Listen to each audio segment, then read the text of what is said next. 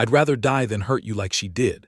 I swear on my mother's grave I'll never betray you. So when I caught her leaving a downtown hotel with my best friend, I reminded her of those exact words before walking away forever. I'm Thaddeus Montgomery Thad, 33M, software architect here in Nashville. This happened 4 days ago, and I'm still trying to process the level of betrayal we're talking about here. My now ex-girlfriend Journey, 30F, is a nurse practitioner. We've been together 2 years, and she made me the most sacred promise anyone's ever made me. Then she broke it in the worst possible way. My previous relationship ended badly, really badly. Caught my ex Emily cheating with a coworker after 3 years together. Found out she'd been lying to my face for months while I planned our future. It destroyed my ability to trust anyone for a long time. Took me almost 2 years of therapy to even consider dating again. When I met Journey, I was upfront about my trust issues. Told her about Emily, about how that betrayal messed me up, about my fear of going through that again. Most women would have run, but Journey seemed different. She was patient, understanding, never made me feel broken for needing reassurance. About 6 months into our relationship, I had a breakdown. Bad day at work, some trigger reminded me of Emily, and I just lost it. Started spiraling about how I'd never be able to fully trust anyone again, how I was probably going to end up alone because I couldn't get over my paranoia. Journey held me while I basically had a panic attack about past trauma. That's when she made the promise. I mean, this wasn't casual reassurance. She took my face in her hands, looked me dead in the eyes, and said, "Thad, I swear on our love, on my mother's grave, on everything I hold sacred, I will never betray you like she did. You never have to worry about that with me. I would rather die than put you through that pain again." Her mother had passed away from cancer the year before we met. This was the most sacred thing she could swear on. I felt something shift in my chest when she said those words, like I could finally breathe again. That promise became the foundation our entire relationship was built on. My best friend Remy has been in my life since we were kids. Remington Cross, 34M. We grew up on the same street, went to different colleges but stayed close. He's got an engineering degree but never really found his footing career-wise. Bounces between contract jobs while I've been climbing the ladder at my firm. Never thought much about it until recently. Over the past few months, I noticed Journey and Remy getting closer. Nothing obvious, just little things. Inside jokes I wasn't part of. Her lighting up when he texted. Them having conversations that stopped when I walked in. When I mentioned feeling weird about it, Journey reminded me of her promise and said I was letting past trauma make me paranoid. Last Friday, Journey said she was working late at the hospital. But when I drove by around 8 p.m. to bring her dinner, her car wasn't there. Security said she'd left at 6. When I called, she said she'd gone to Target for supplies and her phone was on silent.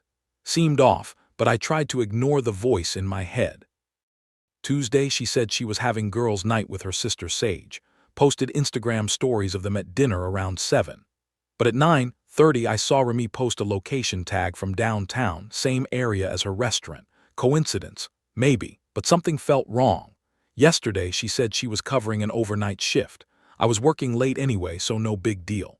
But around 11 p.m., I decided to drive downtown to clear my head.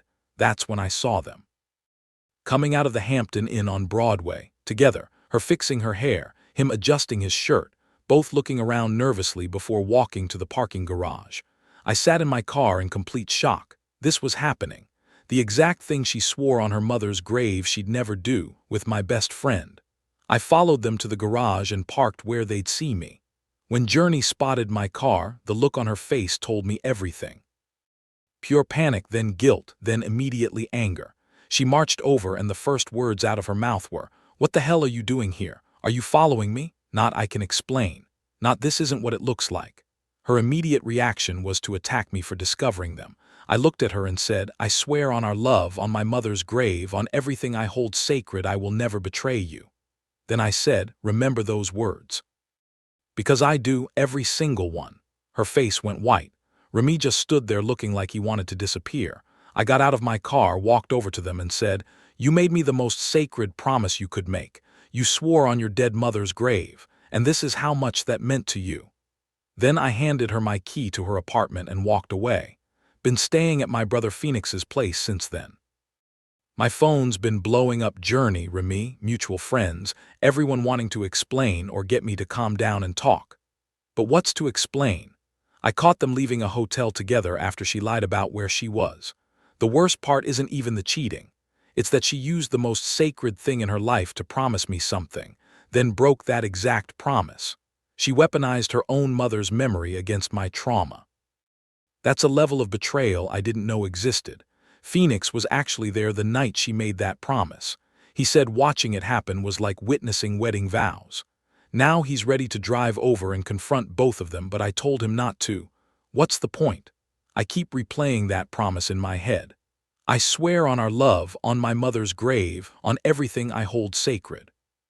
Those weren't just words to comfort me, they were supposed to be sacred vows. But apparently nothing was sacred to her except whatever she was feeling with Remy. Just got a text from Journey saying I misunderstood what I saw and that she needs to explain the situation.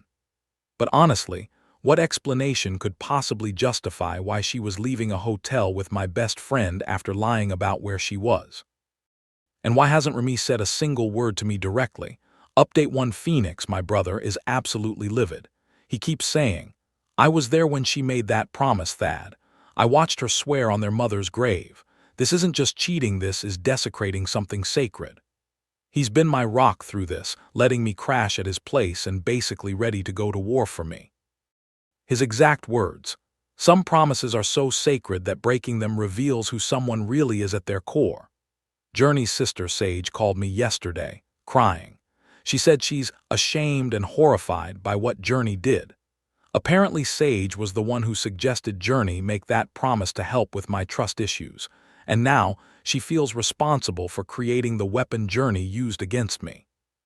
She said that promise meant everything to you and she knew it. There's no excuse for this. Our mutual friend Winslow is trying to play Switzerland, saying maybe there's an innocent explanation and I should hear Journey out before making permanent decisions. When I asked her what innocent explanation involves leaving a hotel together, she went quiet.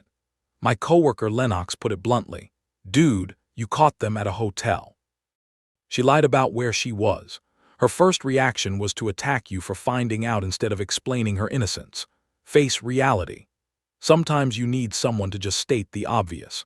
But here's what's really messing with my head. Remy still hasn't contacted me directly. Not a call, not a text, nothing. For someone who's supposedly my best friend caught in an innocent situation, his silence is deafening. If there was really nothing going on, wouldn't he be blowing up my phone trying to explain? Journey, on the other hand, won't leave me alone. The voicemails and texts have been constant. First they were panicked. Please let me explain, it's not what you think. Then angry. You're being paranoid and letting your past ruin something good. Now they're getting desperate. I love you, not him, please believe me. But here's the thing that's eating at me in all her messages. She hasn't once acknowledged breaking her promise. Not one mention of the sacred vow she made. It's like those words never existed, like that moment of vulnerability never happened. She's treating this like generic relationship drama instead of the violation of sacred trust that it actually is. The explanation she keeps demanding I hear is apparently that she and Remy were just talking at the hotel. She claims they went there because they needed somewhere private to discuss my trust issues and how to help me get better. She says they were trying to figure out how to stage an intervention because I was getting too paranoid and controlling. Let me get this straight, their solution to my trust issues was to secretly meet at a hotel and lie to me about where they were. Their way of helping my paranoia was to act exactly like people who are having an affair. Does she think I'm stupid? Phoenix heard this explanation and laughed out loud. So they booked a hotel room to talk about your mental health. They couldn't use a coffee shop, or literally anywhere else. And they had to lie about where they were because discussing your therapy needs requires that level of secrecy. The hotel detail is what's killing me, though. I called the Hampton in pretending to be Remy, saying I left my charger in room 412 the night before. They transferred me to Lost and Found and confirmed someone had indeed been in that room Tuesday night. So they didn't just meet at the hotel, they had a room. What kind of conversation about my trust issues requires a hotel room?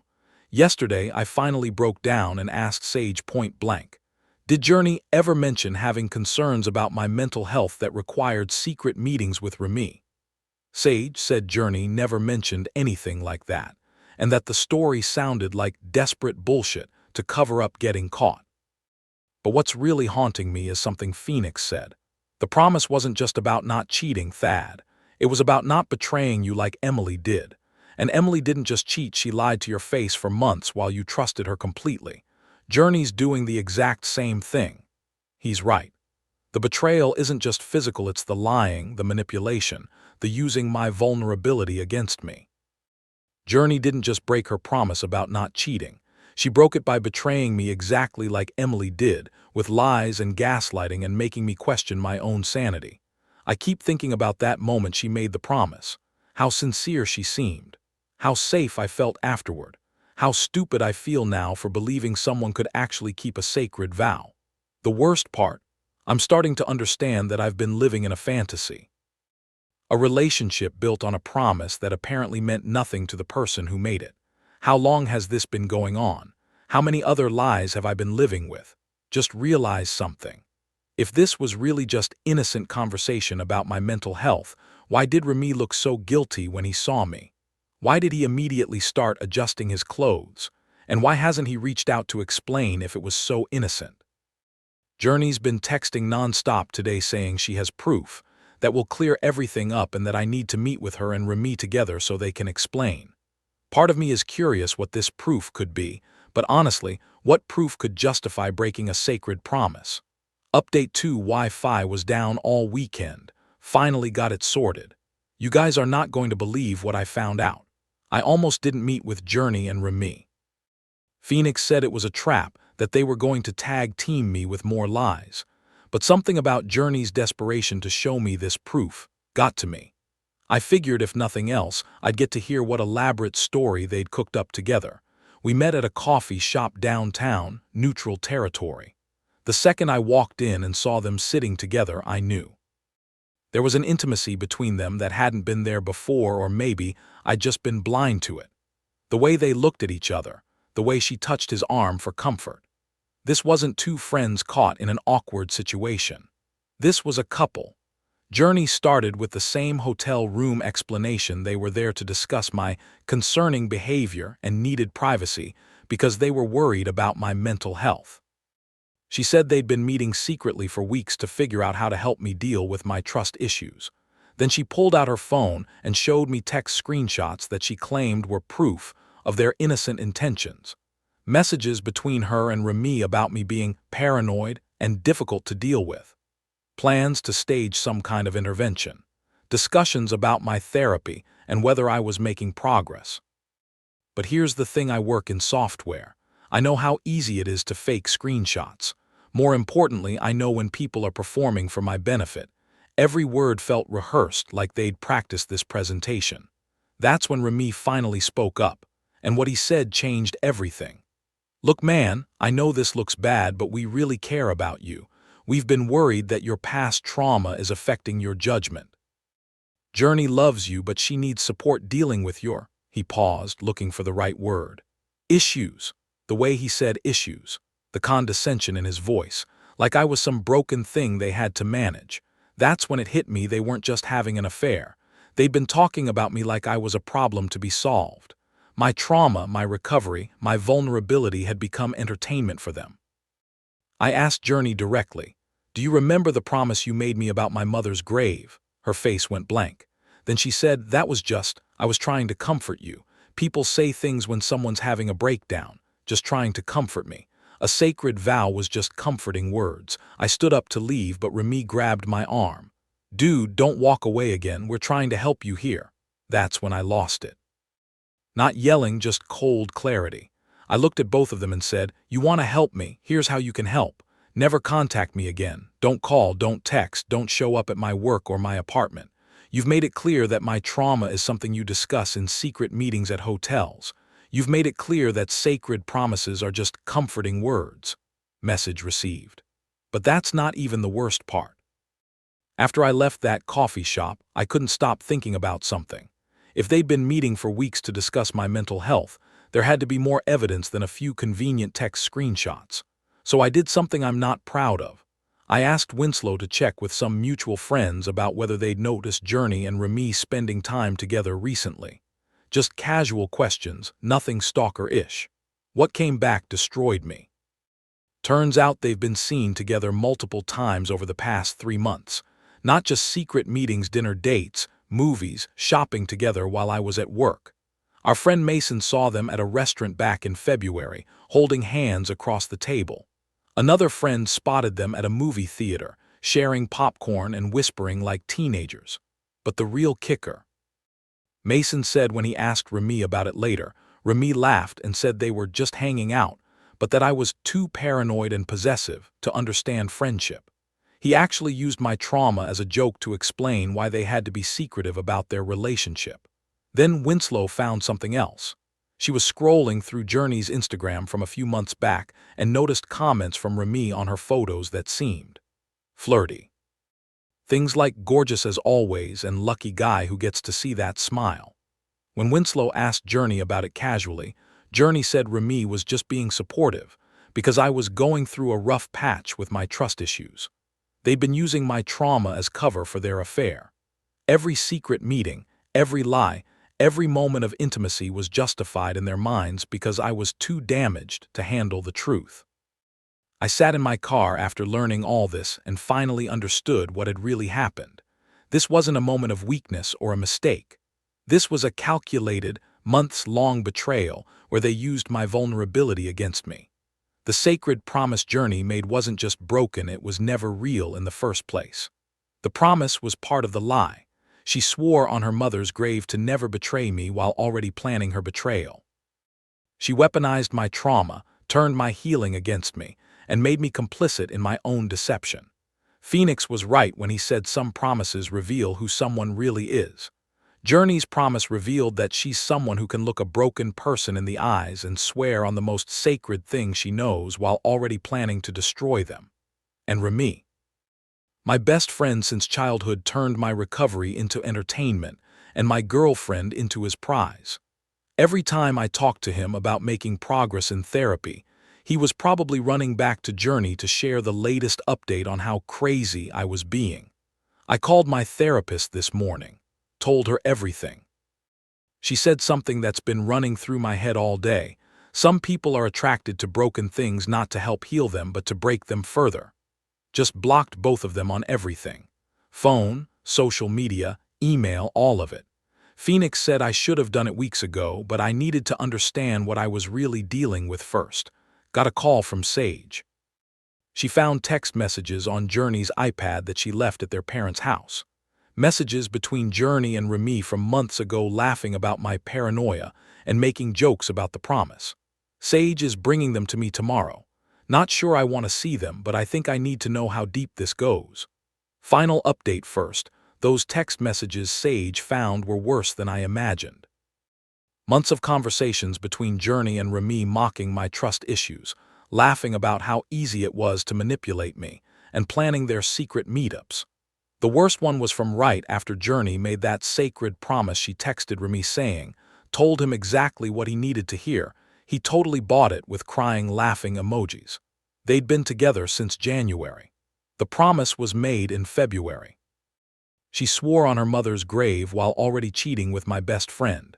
Legal stuff was straightforward since we weren't married. Changed locks, returned her stuff through Sage, blocked them everywhere. Haven't seen or spoken to either of them since that coffee shop confrontation. The aftermath was brutal for them, though. Sage shared those text messages with their family after seeing how they mocked the promise.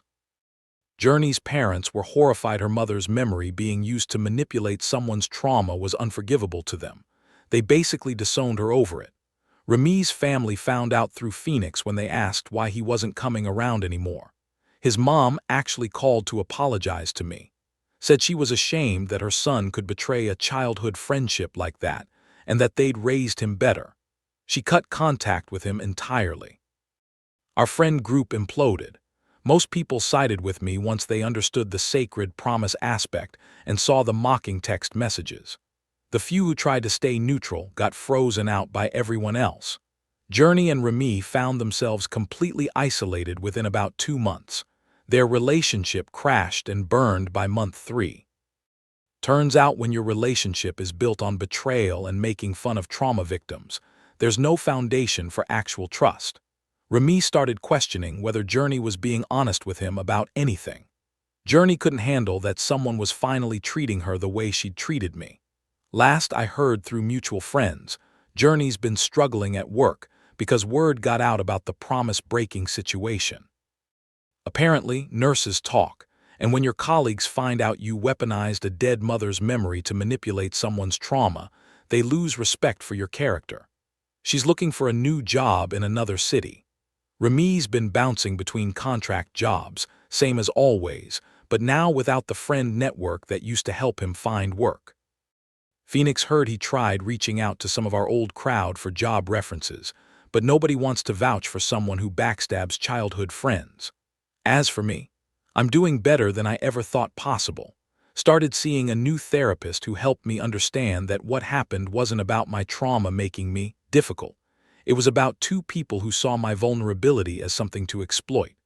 Met someone new about 4 months ago. Her name's Ember Sinclair. She's a software project manager at a different firm. What I love about her is that when I told her about my past, about the sacred promise and how it was broken, she didn't see trauma to manage or issues to fix. She saw strength in someone who'd survived betrayal and still chose to trust again.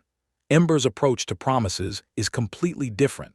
She doesn't make sweeping vows or dramatic declarations. Instead, she keeps small promises consistently, shows up when she says she will, calls when she says she'll call. Her integrity shows up in mundane reliability, not grand gestures. Work has been great. Got promoted to senior architect in April, which came with a significant raise and leadership responsibilities. Bought a house in Brentwood, fresh start, no memories attached. The weirdest thing is how rarely I think about Journey and Remy now. For months, they consumed my thoughts. Now they feel like characters from someone else's story. I run into people sometimes who ask about my ex and that friend situation, and I have to remind myself they're talking about my life. A few people have asked if I regret not fighting harder for the relationship or trying to work through it. The answer is absolutely not. You don't work through someone weaponizing sacred promises against your trauma. You don't compromise with people who mock your healing behind your back. You don't negotiate with someone who uses your dead mother's memory to lie to your face. What happened taught me the difference between genuine care and emotional manipulation. Real love doesn't require sacred promises, it shows up in consistent actions. Real friends don't use your vulnerability as entertainment. Real healing means learning to trust people who have earned it, not people who demand it. The sacred promise Journey broke wasn't just words. It was my foundation for believing someone could actually value my trust. When she broke it, she didn't just betray me, she tried to break my ability to believe in promises at all. But here's what she didn't count on. I'm stronger than my trauma. I survived her betrayal and came out with better judgment, clearer boundaries, and deeper self-respect. Meanwhile, she's learning that people who break sacred promises don't just lose their victims, they lose their ability to make credible promises to anyone else. She wanted excitement with Remy while keeping security with me. She got exactly what she asked for nothing. No security, no excitement, just the reputation of someone who can't be trusted with sacred things. The grass wasn't greener on the other side. It was just an illusion that disappeared the moment she stepped on it. People who weaponize your healing against you don't deserve your forgiveness. They deserve your indifference. And that's exactly what they got.